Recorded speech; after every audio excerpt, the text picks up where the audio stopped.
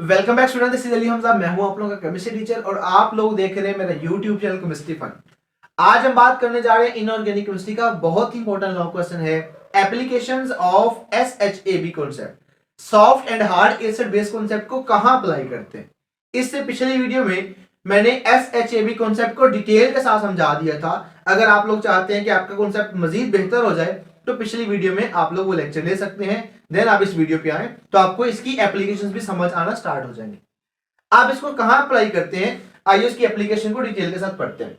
सबसे पहली application, stability of the complexes. Soft and hard acid base concept हमें complexes की स्टेबिलिटी बताता है। कैसे, जरा वो भी देखते हैं। ये है मेरे पास सिल्वर आयन और हमें पता है कि सिल्वर आयन एक सॉफ्ट एसिड है, सॉफ्ट एसिड है। चलिए लेट्स स्टार्ट। ये एसिड सॉफ्ट कैसे है, याद करिएगा। हमारे पास ना 3D सीरीज भी है, 4D सीरीज भी है, 5D सीरीज भी है। क्या मतलब, ट्रांजिशन एलिमेंट्स की 3 सीरीज बनाई है, 3D series, 4D series, 5D series. 3D series जो हाफ है ना, हाफ तक वो सारे हार्ड एसिड्स होते हैं। हाफ से आगे जितने भी हैं वो बॉर्डर लाइन केस है, मतलब वो हार्ड भी हो सकते हैं, सॉफ्ट भी हो सकते हैं। और उसके अलावा जो हाफ से नीचे वाले, मतलब जिनके 6 से लेकर 10 इलेक्ट्रॉन तक आते हैं डी ऑर्बिटल के अंदर इलेक्ट्रॉन्स, वो सारे के सारे सॉफ्ट होते हैं। और बाकी पिछले, यानी जिनके डी में 1 इलेक्ट्रॉन 2, 3, 4, 5 तक आते हैं वो हार्ड एसिड है, और जिनमें 6 से 10 तक है वो सॉफ्ट है। क्योंकि इसके पास 6 से लेकर 10 तक इलेक्ट्रॉन होते हैं, उसके दरमियान में रेंज आती है। सो अब ये सॉफ्ट एसिड है, ये सॉफ्ट एसिड है। और हमने बेस के बारे में कहा था, जो टॉप वाले होते हैं ना, टॉप वाले एलिमेंट्स लाइक फ्लोरीन हो गया, वो हमारे पास हार्ड बेस है। उसके नीचे जाते जाओगे ना तो सॉफ्ट बेस होता जाएगा। तो ये सॉफ्ट बेस है, और ये मैं लिख देता हूं, ये है मेरे पास सॉफ्ट और ये है बेस।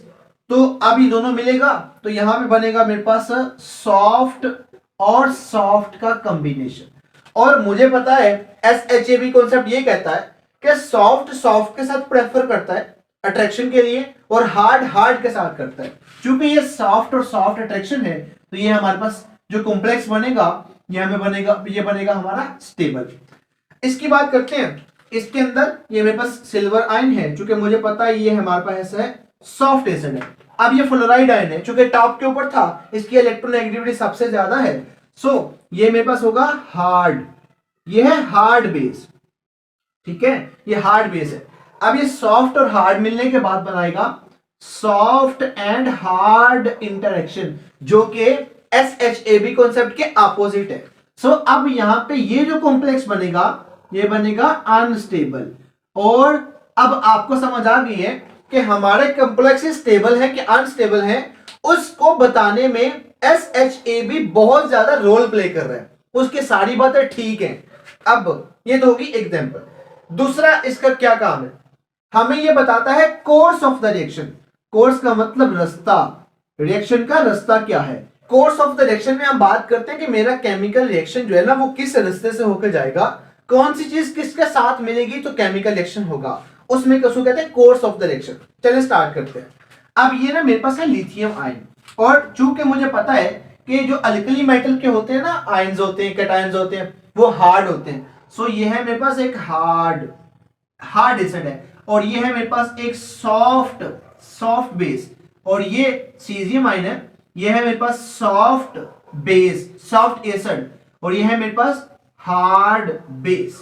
ओके, अब मुझे पता है हार्ड और सॉफ्ट, सॉफ्ट और हार्ड, इनकी जो इंटरेक्शन है वो फेवरेबल नहीं है। अब होगा क्या, ये हार्ड फौरन से उतरेगा, इस हार्ड के साथ मिल जाएगा।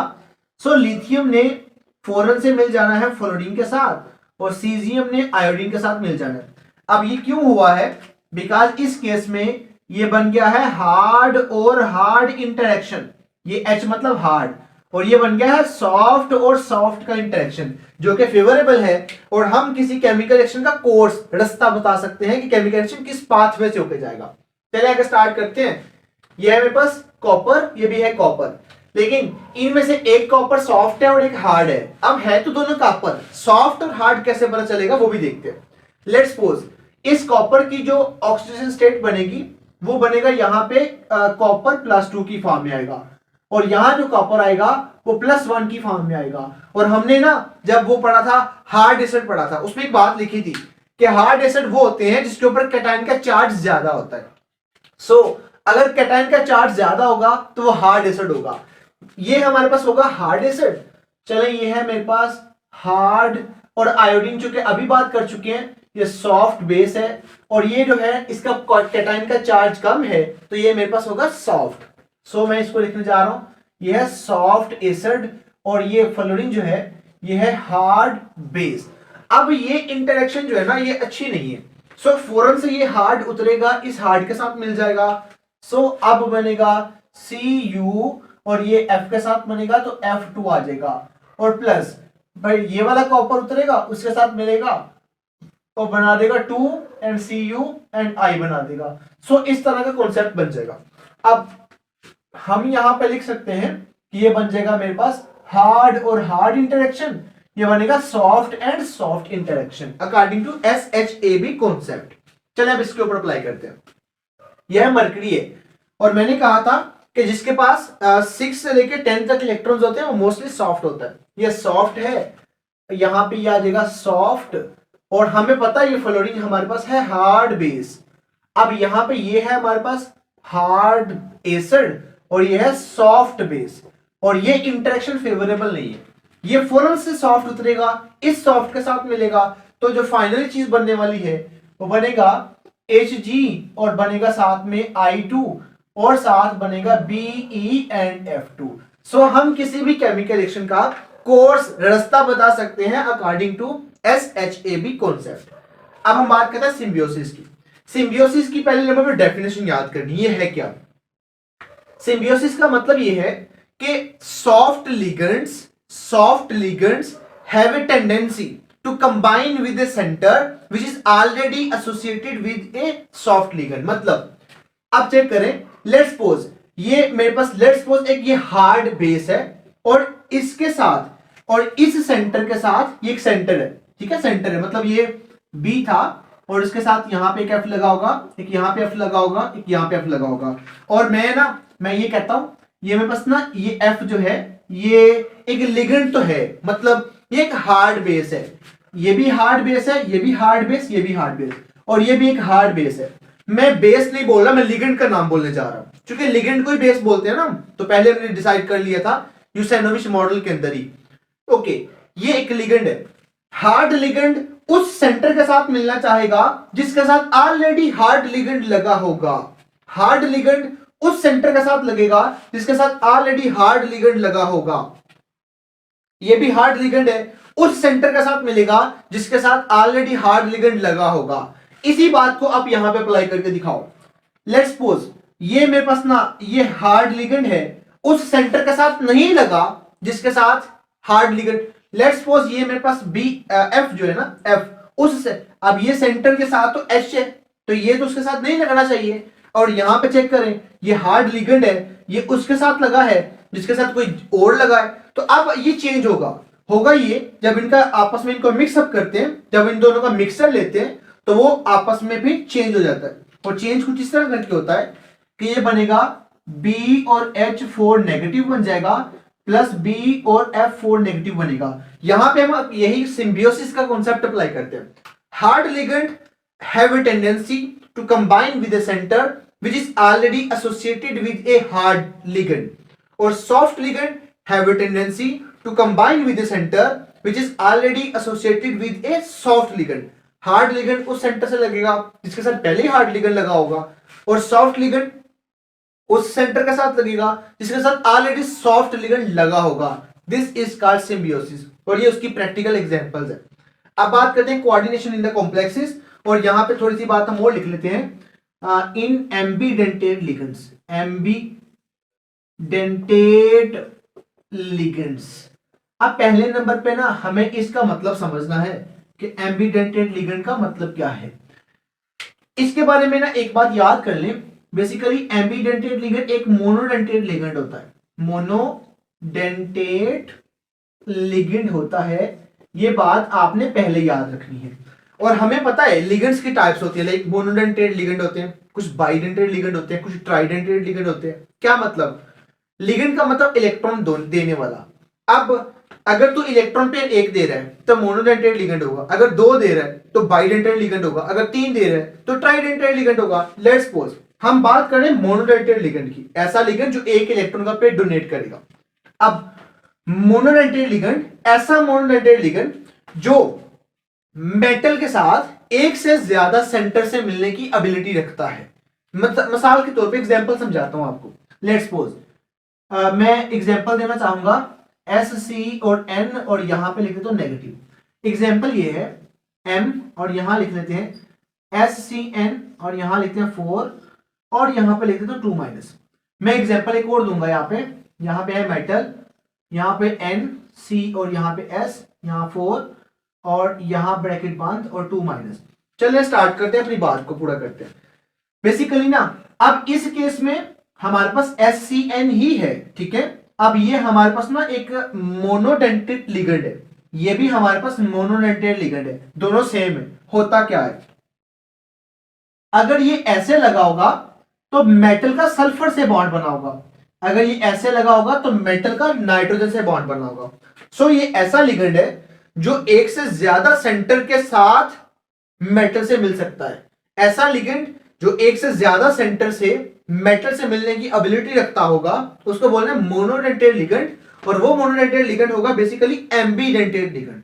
एम्बीडेंटेड ligand, those monodentate ligands which have more than one centers to combine with the metal, जिनके पास एक से ज्यादा सेंटर्स होते हैं मेटल के साथ मिलने के लिए, उनको बोलते हैं एम्बीडेंटेड ligands. Okay, coordination in complexes in एम्बीडेंटेड ligands, इसका मतलब क्या है? मतलब इसका ये है, हमारे पास ना ये है लेट्स सपोज M है और मैं साथ लिख देता हूं, यहां कर देते हैं S और C और यहां पे N और यहां लगाते हैं 4 और यहां लगाते हैं हम 2 माइनस। चलिए स्टार्ट करते हैं। ये कॉम्प्लेक्स है, कॉम्प्लेक्स। इस कॉम्प्लेक्स में हमारे पास ये वाला मेटल कौन कौन सा हो सकता है? क्यों कौन सा हो सकता है? मतलब ये अब यहां पे इसका बॉन्ड बनेगा सल्फर के साथ, और हम सब ये जानते हैं कि सल्फर एक ना सॉफ्ट बेस है, सॉफ्ट बेस है, हम सब जानते हैं सल्फर एक सॉफ्ट बेस है। तो अब अगर मेटल का बॉन्ड सल्फर के साथ होगा तो डेफिनेटली हमारा मेटल भी सॉफ्ट एसिड होना चाहिए। सो यहां पे हमारा मेटल होना चाहिए डेफिनेटली सॉफ्ट एसिड। अगर सॉफ्ट एसिड होगा तो सॉफ्ट बेस के साथ मिलके कॉम्प्लेक्स बनेगा। चलिए दूसरी बात भी करते हैं। दूसरी एग्जांपल यहां पे ये है, अगर हमारे पास ये है मेटल और यहां पे लिख लेते हैं N और C और यहां पे लिखते हैं S, यहां लगाते हैं 4, यहां लगाते हैं 2 माइनस। फिर बात वही वाली, ये कॉम्प्लेक्स है, इस कॉम्प्लेक्स में हमारे मेटल का डायरेक्टली बॉन्ड बनाएगा नाइट्रोजन के साथ, और वी नो दैट नाइट्रोजन एक हार्ड बेस है, हार्ड बेस है। और अगर ये हार्ड बेस है तो हमारा मेटल यहां पे डेफिनेटली भी क्या होना चाहिए? हार्ड एसिड होना चाहिए। हमारा डेफिनेटली क्या होना चाहिए? Hard acid. अब हम यहां पे प्रैक्टिकल एग्जांपल अप्लाई करते हैं। अगर हमें ये वाले कॉम्प्लेक्स की बात करनी है तो यहां पे जो सॉफ्ट होते हैं वो हमारे पास होते हैं basically RH, IR, PD, platinum, ठीक है। इसके अलावा हम लिख लेते हैं निकल। हमारे पास ना ये सारे होते हैं। अगर हम इसकी प्रैक्टिकली बात करें ये होते हैं, और भी लिख सकते हैं आप, और भी लिख लें AU, AG, HG, हम बहुत सारे, ये सारे के सारे ऐसे मेटल्स हैं जो सॉफ्ट एसिड के तौर पे काम करते हैं, और ये इस कॉम्प्लेक्स के अंदर जो मेटल होता है वो इनकी फॉर्म में आता है। इसके अलावा और भी जितने भी मेटल्स हैं जो सॉफ्ट एसिड के तौर पे काम करते हैं वो इस कॉम्प्लेक्स का पार्ट बनते हैं। यहां पे हार्ड एसिड कौन कौन से हो सकते हैं, हम उसमें मशहूर मरूफ एग्जांपल्स की बात करते हैं। निकल, कोबाल्ट, कॉपर, जिंक, इसके अलावा बहुत सारे और भी हैं। चले क्रोमियम भी कर लें, मोलिब्डेनम भी कर लें, ये सारे के सारे बेसिकली क्या हैं? These are all hard acid, they can act as hard acid, ये हार्ड एसिड के तौर पे। सो अगर हमारे पास मेटल के अंदर डायरेक्टली, अगर तो हमारे कॉम्प्लेक्स के अंदर डायरेक्टली लिंकेज होगा नाइट्रोजन का, सो हमारा मेटल इनमें से कोई होगा, और चाहे अगर इनमें से नहीं भी है तो हमारा मेटल मस्ट बी हार्ड, उसको हार्ड होना चाहिए, बिकॉज हमारे पास सेंटर जो मिलने वाला है वो हार्ड है, वो नाइट्रोजन। और मैंने आपको हार्ड और सॉफ्ट का कॉन्सेप्ट पहले पढ़ा दिया है। अगर नहीं समझ आए तो पिछले लेक्चर में लाजमी सॉफ्ट और हार्ड का कॉन्सेप्ट पढ़ लें, फिर आपको बहुत अच्छे समझ आने वाली है। चलिए आगे स्टार्ट करते हैं। Classification of acids and bases as soft और हार्ड, हार्ड और सॉफ्ट। ठीक है, हमें ना इस कंपाउंड के अंदर इस पोर्शन का नहीं पता, इस ग्रुप का नहीं पता, ये ग्रुप सॉफ्ट है, ये क्या हार्ड है। ये जो बी लगाया ना, बी, ये बी एक ग्रुप है, ये ग्रुप सॉफ्ट है कि हार्ड है, मुझे नहीं पता। मैंने इसका केमिकल रिएक्शन करवाया और रिएक्शन के बाद मैं इसको क्लासिफाई करूंगा, क्या ये सॉफ्ट है, क्या ये हार्ड है। यही लिखा हुआ है, classification of acid or base as soft or hard. चलिए स्टार्ट करते हैं। ये मरकरी है और मुझे पता है it can act as a soft acid, ये सॉफ्ट एसिड के तौर पे काम करेगा। चलिए स्टार्ट करते हैं। अगर ये इसके साथ मिल गया, अगर ये बी, ये ग्रुप इसके साथ मिल गया तो मैं समझूंगा कि ये भी सॉफ्ट है, और अगर ये ना मिला तो मैं समझूंगा ये हार्ड है। चलिए स्टार्ट करते हैं। जब केमिकल रिएक्शन करवाते हैं तो बनेगा हमारे पास CH3 और साथ में बनता है Hg, और यहां लगाते हैं B और यहां लगाते हैं पॉजिटिव चार्ज। इससे इस बात की इंडिकेशन है कि ये ग्रुप उसके साथ लग चुका है, और अगर लग गया है तो फिर एक बात और भी क्लियर है कि ये भी सॉफ्ट है और फिर वो भी क्या है, सॉफ्ट है, और प्लस हमारा जो H पॉजिटिव है वो साथ में वैसे ही निकल जाएगा, और उस बेचारे को आप हार्ड मान लो, वो हार्ड ही है। चलो ठीक है, ये केमिकल रिएक्शन हो गया। इसकी नीचे वाले की बात करते हैं। नीचे वाले केमिकल रिएक्शन में मैं इसको चेंज करने जा रहा हूं। ये मेरे पास ना कुछ इस फॉर्म में है, NH3 और H पॉजिटिव की, इन दोनों को मैंने ना इन दोनों को जोड़ के ये लिख दिया है। अब इस ग्रुप का मुझे ना अंदाजा लगाना है कि ये क्या है, और ना इसका तो मुझे ऑलरेडी पता है कि it is a soft acid. ठीक है, अगर तो ये NH3 उसके साथ, अगर तो ये NH3 उसके साथ मिल गया तो मैं NH3 को मानूंगा कि वो सॉफ्ट है। अगर ये ना मिला तो मैं मानूंगा ये हार्ड है। लेकिन हकीकत में जब देखा गया तो CH3 और Hg पॉजिटिव और प्लस NH3 और H पॉजिटिव, ये उसके साथ नहीं मिलता, ये उसके साथ नहीं मिलता। सो इस बात का इंडिकेशन हो गई कि ये हो गया सॉफ्ट और ये होगी हार्ड, और ये भी हमारे पास होगा हार्ड। सो मैं सॉफ्ट और हार्ड का अंदाजा लगा सकता हूं और केमिकल रिएक्शन करवा के। यही लिखा हुआ है, classification of acids and bases as soft और हार्ड। आपने एसिड और बेस को कैटेगराइज करना है कि वो सॉफ्ट है कि हार्ड है। ओके, मैंने इसको करने जा रहा हूं। अब है poisoning of the metal catalyst, metal catalyst की पॉइजनिंग के बारे में। अब उसके लिए ना एक बात आप जरा देख लीजिएगा, और वो ये है कि निकल और साथ में लिख लेते हैं कोबाल्ट, प्लाटिनम, प्लाडियम, और साथ में हम लिख सकते हैं क्रोमियम और मोलिब्डेनम, ये जितने भी है एग्जांपल एटसेट्रा, ये सारे के सारे। इनके बारे में ये बोलने जाऊंगा, ये आर सॉफ्ट एसिड्स। एक बात और भी याद कर लीजिएगा, ये जो निकल है, कोबाल्ट है, क्रोमियम है, ये जो मैंने आपके सामने लिखे हैं तीनों, ये तीनों बॉर्डरलाइन केस है। और बॉर्डरलाइन केस का मतलब ये होता है कि वो सॉफ्ट के तौर पे भी काम कर सकते हैं और हार्ड के तौर पे भी काम कर सकते हैं, ये तीनों। और बाकी तीनों डेफिनेटली वो सॉफ्ट बेस ही, सॉफ्ट एसिड ही होते हैं। ओवरऑल सारे के सारे सॉफ्ट एसिड मैंने लिख दिए, ये सॉफ्ट। और एक बात और याद कर ले, ये जितने भी सॉफ्ट एसिड्स हैं ये आमतौर पे लिख देता हूं इजीली पॉइजन्ड। इजीली पॉइजन का मतलब इनको पॉइजन किया जा सकता है, और किसके साथ, बाय कार्बन मोनोक्साइड और अनसैचुरेटेड हाइड्रोकार्बन्स,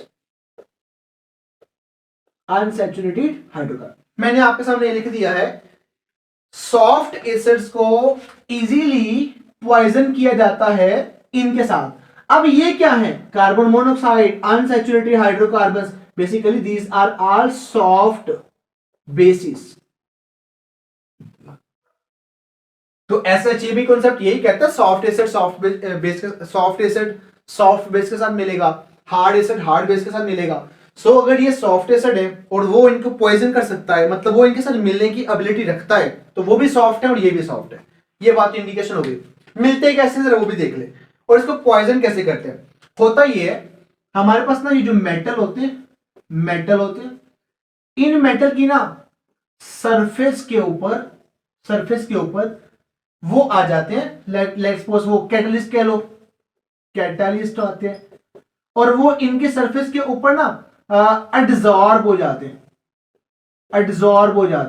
और फिर एडजॉर्ब होने के बाद इनकी एक्टिव साइट को ब्लॉक कर देते हैं। फिर वो इसको बोलते हैं पॉइजन। मतलब ये जो है ना अपना काम नहीं कर सकते, और काम क्यों नहीं कर सकते, बिकॉज जब वो वाले लिगेंड्स इनके ऊपर आके लगते हैं, फिर इनकी सरफेस को ब्लॉक कर देते हैं, और ब्लॉक करने के बाद इनकी रिएक्टिविटी कम कर देते हैं।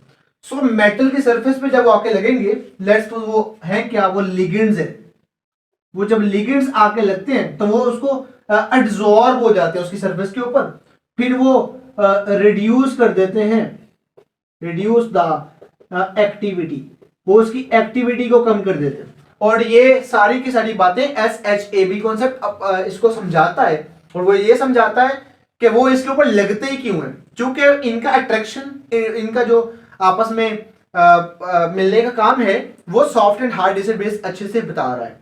लास्ट पे है occurrence of the ores and minerals.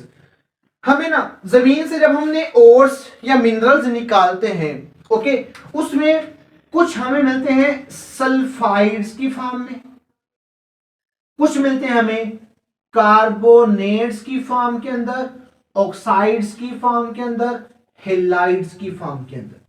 मैंने आपके सामने ना कुछ बातें ना जरा खोल के लिखने जा रहा हूं, मेरे साथ रहिएगा जरा। चलें, जमीन से कुछ मिनरल्स निकालते हैं, वो मिनरल्स बाज़ वक़्त सल्फाइड्स होती हैं, बाज़ वक़्त कार्बोनेट्स होते हैं, कुछ ऑक्साइड्स होती हैं, कुछ हेलाइड्स होते हैं। चलिए अब अगली बात भी, जो कार्बोनेट्स, ऑक्साइड्स और सल्फाइड्स होती हैं, उनके साथ जो हमारे मेटल्स लगे होते हैं वो मोस्टली होते हैं मैग्नीशियम, वो होते हैं कैल्शियम, वो होते हैं एल्यूमिनियम, वो होते हैं आयरन, ईटीसी, वो सारे इस तरह के होते हैं। लेकिन जो सल्फाइड्स के साथ लगे होते हैं वो होते हैं platinum, palladium, mercury, silver, gold, वो इस तरह के होते हैं। अब सल्फाइड्स, इनके साथ सल्फाइड्स नहीं बनते, इनके साथ बन जाते हैं। होता क्या है, बेसिकली जितने भी ये वाले मेटल्स हैं ये सारे के सारे हार्ड होते हैं, और अगर ये हार्ड है तो फिर ये भी हार्ड होते हैं सारे, ये भी सारे के सारे हार्ड होते हैं। तो हार्ड और हार्ड का अट्रैक्शन हो सकता है, इंट्रैक्शन हो सकता है। अब ये जितने भी मैंने लिखे हैं ना, ये सारे सॉफ्ट होते हैं।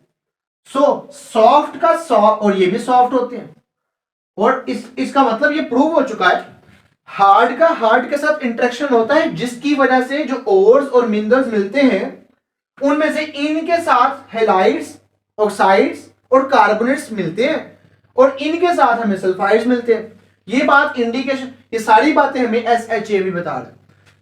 Soft and hard acid base concept, ये इसकी एप्लीकेशन मैंने सारी आपको समझा दी है।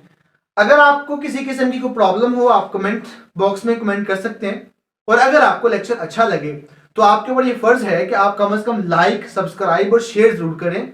दोस्तों के साथ शेयर करना मत भूलिएगा, ताकि किसी का भी फायदा अगर हो सकता हो तो जरूर होना चाहिए।